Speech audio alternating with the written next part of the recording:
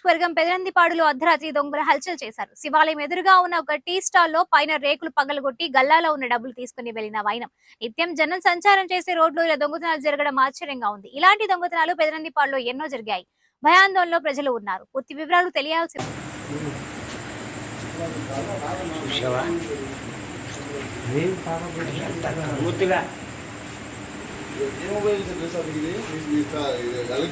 వచ్చేసి నీకు 9:30 నుంచి మొత్తం సర్దుకొని వెళ్ళారా? అన్ని సర్దుకొని తాళాలు వేసి రోజు మామూలులాగే వెళ్ళిపోయాం. డబ్బులు ఏమైనా పోయినాయి అంటారా? డబ్బులు వచ్చేసి చిల్లర ఒక పుట్టు చిల్లర ఒక 800 ఉంటుంది. 10లు 20లు వచ్చేసి ఒక దాదాపు అవి ఒక 600 ఉంటాయి.